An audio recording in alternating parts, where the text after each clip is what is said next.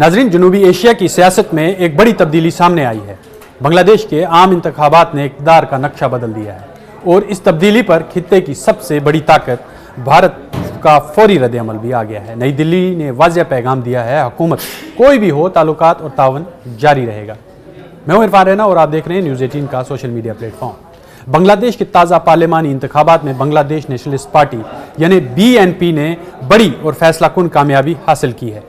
गैर सरकारी नताइज जो आए हैं वो ये कह रहे हैं कि इत्तेहाद ने तकरीबन 210 नशिस्तें जो हैं वो जीत कर हुकूमत बनाने की पोजीशन जो है वो हासिल कर ली है।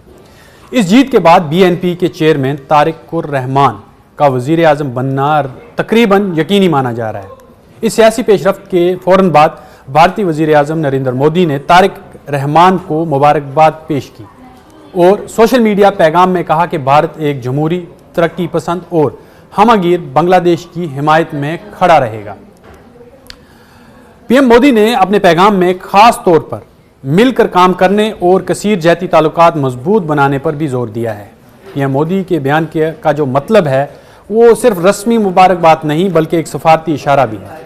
भारत ये वाज़ा करना चाहता है कि बांग्लादेश में सियासी तब्दीली जो है उसके बावजूद दो तरफा ताल्लुकात, तजारत, सिक्योरिटी तावन और कनेक्टिविटी और इलाकाई तरक्की मंसूबे जितने भी जारी रहेंगे। अपने पैगाम में PM मोदी ने लिखा कि ये कामयाबी बांग्लादेश की अवाम के एतमाद का अक्स है और वो नई क़यादत के साथ मुश्तरका तरक्की अहदाफ पर काम करने के ख्वाह हैं।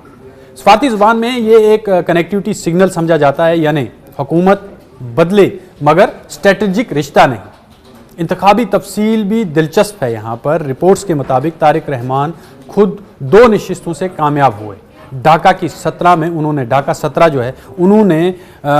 17 में अपने मद्दे मुकाबले उम्मीदवार को हज़ारों वोटों से हराया, जबकि वो जो बोगारा 6 में बड़ी इन्होंने बरतरी से जीत दर्ज की। ये दोहरी कामयाबी उनकी सियासी पोजीशन को मजबूत करती है। अच्छा, ये तब्दीली इस लिहाज से भी अहम है और मानी जा रही है कि बांग्लादेश जो है वो सियासी तौर पर काफ़ी डिस्टेबलाइज रहा है और बांग्लादेश की जो सियासत है तवील अरसे तक 2 बड़ी शख्सियात के गिरद घूमती रही हैं, शेख हसीना और खालिदा जिया। अब नई नस्ल की क़यादत के तौर पर तारिक-रहमान का उभरना एक नए जो है सियासी दौर का इशारा समझा जा रहा है। भारत के ज़ाविये से देखें तो ये बांग्लादेश इसके लिए सिर्फ पड़ोसी नहीं है बल्कि स्ट्रेटजिक पार्टनर है। सरहदी सिक्योरिटी, इंसदाद दहशतगर्दी, तावन, शुमाली मशरक़ी भारत की कनेक्टिविटी, तवानाई, राहदारियों और इलाकाई तजारत में ढाका का किरदार बहुत अहम है।